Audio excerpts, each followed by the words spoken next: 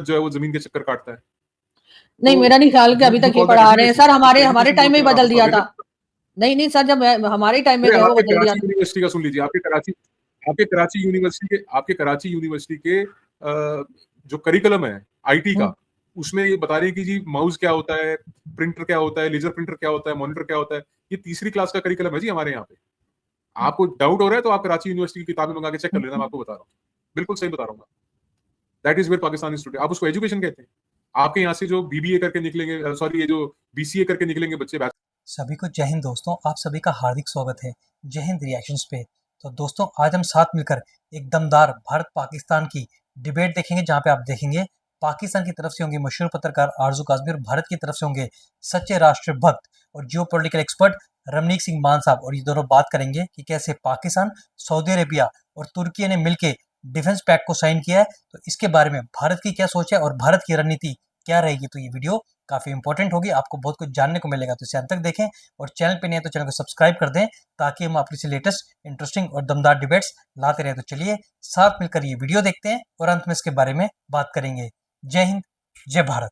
Good evening, मैं हूँ आरजू काजमी और हमारे साथ रमनीक मान साहब हैं भारत से। बहुत शुक्रिया कि आज आप आए। हमेशा लोग आपको पूछते रहते हैं और कहते हैं कि आपको बुलाया जाए, लेकिन जाहिर आप बहुत बिजी रहते हैं, तो बहुत मैं शुक्रगुजार हूँ कि आज आपने टाइम दिया। Thank you so much. सत श्री अकाल, नमस्ते, जय आरजू जी। धन्यवाद, आपने अपने प्रतिष्ठित चैनल पे बुलाया। बहुत शुक्रिया, आपसे बहुत कुछ सीखने को मिलता है और जो आपका अंदाज है बात करने का, वो थोड़ा थोड़ा कभी मैं डर जाती हूँ, लेकिन फिर दोबारा से क्वेश्चन कर ही लेती हूँ। तो मुझे आज ये बताइए कि हमने एक डिफेंस पैक्ट साइन किया था सऊदी अरेबिया के साथ पहले, अब उसमें टर्की भी शामिल हो गया है। अगर मैं आज की बात करूं तो मैं आज कमर चीमा साहब की एक वीडियो देख रही थी और वो कह रहे थे कि ये हमने भारत को इशारा दे दिया है कि अब जो आप बहाने करते रहते हैं या ढूंढते रहते हैं अटैक करने का बहाना, तो अब नहीं कर पाएंगे, क्योंकि अगर अब किया तो फिर समझें कि वो टर्की और सऊदीया पर भी अटैक होगा। तो कितना इंपॉर्टेंट आप समझते हैं कि ये डिफेंस पैक्ट है और क्या वाकई में भारत को भी पाकिस्तान ने कोई मैसेज दिया? अब देखिए, बहुत ज्यादा इंपॉर्टेंट है पाकिस्तान की आवाम को चूरन चटाने के लिए। It is a very important lollipop जो आप अपनी आवाम को देना चाह रहे हैं। देखिए, पाकिस्तान के अंदर जो आंतरिक मसले हैं, अब देखिए मैं नहीं जानता कि आपके इस कार्यक्रम को, एक प्रोग्राम को पाकिस्तान के अंदर कितने लोग देखते हैं। मेरा ख्याल है कि आपकी सिक्योरिटी इस्टेब्लिशमेंट्स और जो पॉलिटिकली इंटरेस्टेड एजेंसीज हैं वो डेफिनेटली आपके कार्यक्रम को देखती होंगी। आवाम आपके पाकिस्तान की बहुत ज्यादा देखे या ना देखे, पर एक सच्चाई ये भी है आजू जी, और इससे बिल्कुल कतई जो है मुंह नहीं मोड़ा जा सकता, वो ये है कि पाकिस्तान इस वक्त, जैसे कि आपके मोहसिन नकवी साहब ने खुद कहा कि इस वक्त फेल हो चुका है, इट्स ऑल गिवन अप। आपके पेट्रोल के प्राइसेस देख लीजिए, आप राशन के प्राइसेस देख लीजिए, आप पानी के प्राइसेस देख लीजिए, बिजली के प्राइसेस देख लीजिए, आप वो तमाम अशिया यानी कि वस्तुएं, चीजें जो एक सामान्य नागरिक, एक शहरी के एक जिंदगी के गुजर बसर के लिए, जीवन यापन के लिए जरूरी है, महत्वपूर्ण है, वो बहुत महंगी हो चुकी है। और आप कितना ही कमा लें, और अगर आपके परिवार में सभी सदस्य, सभी आपके मेंबर कमा रहे हैं, तब भी पाकिस्तान जैसे मुल्क में इस वक्त गुजर करना, जीवन यापन करना बहुत मुश्किल है। अब इन सब चीजों से जो एक एडमिनिस्ट्रेटिव पॉलिटिकल गवर्नेंस का फेलियर है, उसके ऊपर से अगर फोकस हटाना है, देखिए आपकी पाक फौज के और डिफेंस फोर्सेस के बारे में मैं इसलिए नहीं बोल रहा क्योंकि they have proved themselves a failure time and again, over and over again. मैं आप अपना रिकॉर्ड उठा के देख लीजिए, you have always got a bloody knows.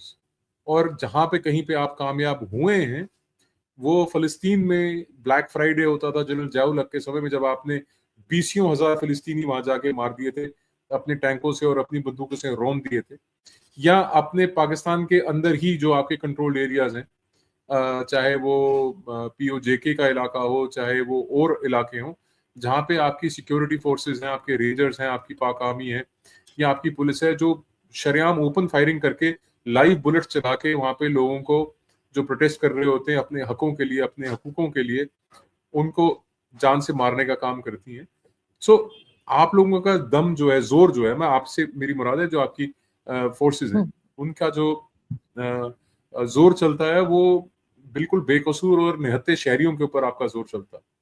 तो ये एक पाकिस्तान की फौज की सच्चाई है, चाहे वो बलोच हो, चाहे वो पख्तून हो, चाहे वो सिंधी हो, या चाहे वो या आज़ाद जम्मू कश्मीर के लोग हों, जिसको आप पीओजे के हमारी तरफ से आप उसको आज़ाद जम्मू कश्मीर बोलते हैं। तो उस इलाके के लोगों उनको मारने में जो है वो आप लोग सक्षम है, you are capable of doing that. उसके अलावा मैं नहीं समझता कि इसकी कोई it's a political eyewash basically ना, कि साहब हमारा एक बहुत बड़ा पैक्ट हो गया और आप मतलब आपने प्रोग्राम शुरू करते ही उस हलवाई का नाम ले लिया, कद्दू का। आप बोल रहे हैं कि साहब वो कद्दू ये कह रहा है कि साहब बड़ा हमने भारत को आंखें दिखा दी। क्या आंखें दिखा दी यार, पूछो ना उसको कि यार तुम you are a man of the deep state यार, तुम आईएसआई के प्लांटेड आदमी हो, तुम आके टीवियों के ऊपर चैनलों के ऊपर बैठते हो, तुम्हारे को आईएसआई ने स्पेस दे रखी है। जिस तरीके से जिस लहजे से आप बात करते हैं उससे ये मालूम चलता है आप कितने बड़े प्रोफेसर और कितने बड़े डॉक्टर हैं। ये कोई आप बता रहे हैं कि साहब हम भारत को, आप you are trying to challenge a country of 150 million people. आप 1.5 बिलियन की आबादी के लोगों को आप बोल रहे हैं कि साहब हम आपको चैलेंज कर रहे हैं, ये भारत को एक खुला हमारा इशारा है, तो तुम आ जाओ ना। तुम कितनी बार चढ़ के दौड़े थे, हर बार तुम भागे हो। इस बार वो कह रहे कि साहब हमने इनके तैयारे गिरा दिए, हवाई जहाजों को कहते हैं, लड़ाकू विमानों को तैयारे गिरा दिए। अरे तुम्हारे 10-11 एयरबस उड़ गए यार, what are you talking about यार? See militarily you don't stand anywhere. और मैं आरजू जी आपके माध्यम से अगर कोई पाकिस्तानी आपको सुनता हो और आपकी एस्टैब्लिशमेंट सुनती हो तो सुन ले आप बड़े गौर से। ये जो आपका पैक्ट आपने किया है, इसमें सऊदियों के पास पैसा है, तुर्की के पास कुछ ड्रोन्स हैं, वेपन्स हैं, कुछ टेक्नोलॉजी है, आपके पास सिर्फ मैन पावर है, कैनन फॉडर। आपके जो पाकिस्तानी गरीब आवाम, जो गरीब के घरों से बच्चे उठ के आते हैं, मैं उनकी बात नहीं कर रहा, जो अफसरों के बच्चे हैं और जो आपके जो इलीट है उनके बच्चे हैं, फौज की जो वर्दियां पहनी और जो अय्याशियां कर रहे हैं वहां। I am not talking about that. मैं उनकी बात कर रहा हूँ जो सिपाही भर्ती होते हैं और जो सूबेदार के रैंक तक जाते हैं। ये कैनन फॉडर नहीं, ये सब आप मरवाने के लिए तैयार कर रहे हो उनको। You are army for hire. Saudi आपको आपको लगता है कि अगर भारत और पाकिस्तान के दरमियान जंग होती है तो सऊदी अपनी फोर्सेस भेजेगा? वहां से अरब आएंगे चल के? नहीं। भारत से लड़ने के लिए अरब आएंगे, तुर्क आएंगे? जब भी कभी कोई डिस्टेबलाइजेशन होगी, यहां से पाकिस्तान की गरीब आवाम के बच्चे जो वर्दी पहन के ये सोचते हैं कि साहब हम बड़े मोहब्बल वतन है, हम देश की रक्षा, अपने मुल्क की रक्षा के लिए, कौम की रक्षा के लिए जा रहे हैं। नो, आपको आपके एस्टैब्लिशमेंट ने, आपके फील्ड मार्शल ने बेच दिया है। You been sold.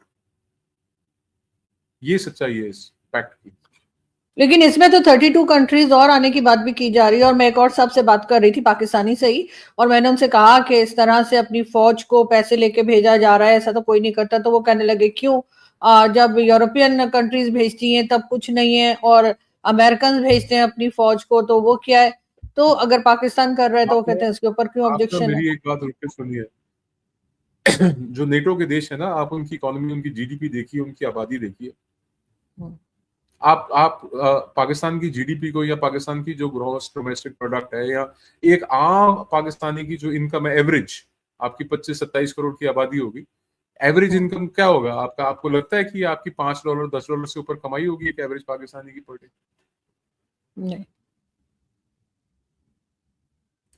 आपको लेकिन लगता ये है तो कि समझ आपकी रहे सर, $2000 ये के आसपास जीडीपी होगी पर पर्सन? नहीं। नहीं, मैं कहीं और जा रहा हूँ। मैं किसी मेरा मेरा मेरा कहने का कहिए जी आप बोलिए, मैं सुनता हूँ।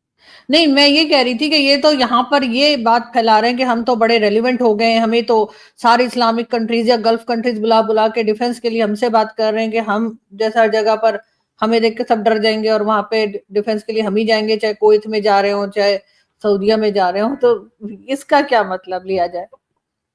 देखिए, मैं आपकी दोनों बातों का जवाब देता हूँ। पहले तो आपके पहले सवाल का मैं जवाब दे रहा था जब जी आपने जी। बीच में मुझे रोक लिया। देखिए, वो जो नेटो के मुल्क हैं ना, वो सारे तकरीबन डेवलप्ड कंट्रीज हैं और इतने छोटे छोटे मुल्क हैं, उनकी आबादियां भी कम है, उनकी फोर्सेस भी कम है। आप क्या मानते हैं कि वो 34 मुल्कों की जो टोटल आर्मी है वो इंडियन आर्मी के बराबर होगी क्या? टोटल 34 मुल्कों की उनकी फायर पावर भारतीय सेना के बराबर होगी क्या? तो अगर वो सारे 34 मुल्क मिला के भारतीय सेना के बराबर नहीं तो आप 3 मुल्क मिलके क्या कर लेंगे?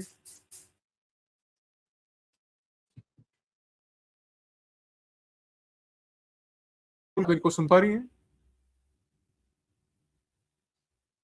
सॉरी, आपका आप सुन बीच पा में रही हैं फ्रीज आरज़ी? हो गया था, आपका बीच में फ्रीज हो गया था। अब आ रही है आवाज जी। रिपीट कर देंगे आप? एक मैं मिनट पहले जॉब बोले। मैं बड़े वाजे तौर पे कह रहा था कि आपको लगता है कि ये 3 मुल्क मिलके भारत को डिफेंड करें, और आपका तो there is no concurrent boundary also ना।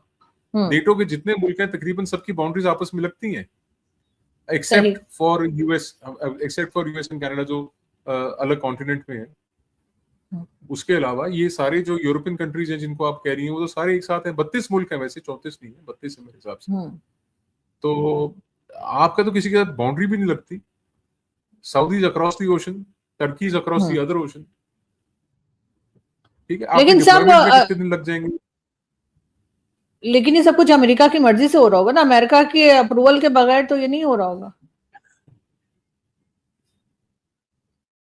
देखिए, अमेरिका के अप्रूवल से तो फेवरेट फील्ड मार्शल को 2 बार लंच पे बुलाया था, और फेवरेट फील्ड मार्शल का शायद नाम भी नहीं पता होगा डोनाल्ड ट्रंप को कि उसका नाम क्या है। ठीक है। मैंने आपसे पहले भी कहा था कि Pakistan will be use like a tissue paper. वो प्लेट के नीचे जब तक आप खाना खा रहे होते हैं उतनी देर वो टिश्यू पेपर जो है वो इम्पोर्टेंट होता है, और जब आप खाना खा के प्लेट रखते हैं तो टिश्यू पेपर साथ ही डस्टबिन में चला जाता है। Same is the story with Pakistan. Pakistan आज से 2 महीने पहले सोच रहा था कि हम ग्लोबल स्टेज पे बहुत रेलिवेंट है, हम ग्लोबल नेगोशिएटर हैं, वी आर इस्लामाबाद पैक्ट और ये और वो। क्या हुआ? What happened? आज बड़े पॉम्पिंग शो के साथ आप कह रहे हैं कि साहब हमने एक डिफेंस ट्रीटी साइन की है। वो कहते हैं टेस्ट, वो कहते हैं ना कि ये साबित तो तब होगा कि जब कभी ये अवसर आएगा, कि मौका आएगा। The proof of the pudding is in the testing. जब मौका आएगा तो पता लगेगा, तब देखेंगे। देखिए, ये जो ये प्रोपेगेंडा मशीनरी है आपके मुल्क के अंदर, उसके अंदर जिनका आपने नाम लिया वो डॉक्टर हलवाई जो है उनको समेत, they are all propaganda machine. They are an instrument. They are a tool of the propaganda machinery. उनका काम ही ये है कि कुछ थोड़ा सा हो तो चिल्ला चिल्ला के बोलो साहब ये हो गया वो हो गया। पाकिस्तानी आवाम जो है वैसे भी आपकी अनपढ़ है। यू हैव द हाईएस्ट, मेरे ख्याल हमारे खित्ते में सबसे ज्यादा जो इलिटरेसी रेट होगा वो आपका होगा। लेकिन अब तो लोगों में अवेयरनेस नहीं आ गई है सोशल मीडिया और इंटरनेशनल मीडिया की वजह से। लोग सिर्फ बात को सुनकर और उस पर यकीन नहीं कर रहे। वरना यहाँ पर जिस तरह के प्रोटेस्ट चल रहे हैं, चाहे वो आजाद कश्मीर में हो चाहे बलूचिस्तान में हो, वो ना हो रहे होते। देखिए, the basis of existence of Pakistan, एक तो सबसे पहला तो ये है कि पाकिस्तान को बोलते हैं कि सब हम कलमे के उसमें बने हैं जी, हम इस्लामिक देश हैं जी, और हम जो हमारा सबसे बड़ी स्ट्रेंथ है वो हमारा कलमा है। अभी भी आपके जो एजुकेशन करिकुलम है उसमें ये पढ़ाया जाता है कि जमीन जो है वो स्थिर है, स्टेबल है, साकीन बोलते हैं उर्दू में, और सूरज जो है वो धरती के चक्कर काटता है, धरती सूरज के चक्कर नहीं काटती। जबकि astrology and astronomical science is proven, और ये तो सोलर सिस्टम का हिस्सा है। हमारे तो यहाँ पे पहली दूसरी क्लास के बच्चे को पता होता है कि भाई सन के आसपास अर्थ रिवॉल्व करती है। आप तो अभी भी यही पढ़ा रहे हैं ना कि जमीन साकीन है और सूरज जो है वो जमीन के चक्कर काटता है। नहीं, तो मेरा नहीं ख्याल कि अभी तक ये पढ़ा रहे हैं सर। हमारे टाइम में ही बदल दिया था। नहीं सर, जब हमारे टाइम में गए वो बदल दिया। यूनिवर्सिटी का सुन लीजिए, आपके कराची यूनिवर्सिटी के जो करिकुलम है आईटी का, उसमें ये बता रहे हैं कि जी माउस क्या होता है, प्रिंटर क्या होता है, लेजर प्रिंटर क्या होता है, मॉनिटर क्या होता है। ये तीसरी क्लास का करिकुलम है जी हमारे यहाँ पे। आपको डाउट हो रहा है तो आप कराची यूनिवर्सिटी की किताबें मंगा के चेक कर लेना, मैं आपको बता रहा हूँ, बिल्कुल सही बता रहा हूँ। That is where Pakistan is today. आप उसको एजुकेशन कहते हैं। आपके यहाँ से जो बीबीए करके निकलेंगे, सॉरी ये जो बीसीए करके निकलेंगे बच्चे, बैचलर्स ऑफ कंप्यूटर एप्लीकेशन, उनको ये पढ़ा रहे हैं कि भैया ये स्क्रीन होता है, ये हार्डवेयर है, ये सॉफ्टवेयर है, ये माउस है। मतलब ये आपका करिकुलम है। मैं आपको एग्जामिनेशन शीट भेज दूंगा, पेपर भेज दूंगा जो उनके एग्जाम में आया है। आपको ग्रेजुएशन में वो सिखा रहे हैं जो हमारे को थर्ड क्लास में सिखाते हैं। आप बता रहे हैं कि आपका मुल्क एजुकेटेड है। आपके मुल्क का बेसिस ही हिंदू हेट्रेड है जी। The whole basis of Pakistan is Hindu hatred. और क्या कारण है जो इतने सालों से हमारे मुल्क में से निकला हुआ मुल्क है वो नफरत कर रहा है? ग्रो नहीं कर पा रहे, हम ग्रो कर रहे हैं। देखिए फर्क है ना हर एक चीज के अंदर। और एक डिफेंस पैक्ट को लेके इतना हुल्ला मचा रखा है कि साहब हम भारत को आंखें दिखा रहे हैं और वो भी हलवाई बोल रहा है। कमाल की बात है। उसको बोलो यार तू अपना खोंचा लेके ना बर्फी निकाल, खोया लगा, तू, तेरा काम नहीं है ये। It's not your work to do. I am sorry, मतलब मैं हार्श वर्ड यूज कर रहा हूँ। दोस्तों आशा करता हूँ कि वीडियो को आपने अंत तक देखा हो, जहाँ पे आपने देखा कि रवनीक सिंह मान साहब ने आरजू काजमी के सामने ना सिर्फ पाकिस्तान को टिश्यू पेपर बताया, बल्कि पाकिस्तान का जो जिहादी एनालिस्ट कमर चीमा है उसकी भी जम के धुलाई की और चीमा को तो हलवाई बना दिया। बाकी आशा करता हूँ कि वीडियो को आपने अंत तक देखा होगा और रवनीक सिंह मान साहब की बातें आपको काफी पसंद आएंगी। तो वीडियो अगर आपको इंटरेस्टिंग लगी है, पसंद आई, तो इसे लाइक, शेयर और हाइप जरूर दे दे। और चैनल पे नहीं है तो चैनल को सब्सक्राइब कर दे। तो चलिए फिर मिलेंगे ऐसी किसी दमदार और इंटरेस्टिंग डिबेट में। तब तक अपना ध्यान रखिए। जय हिंद, जय भारत।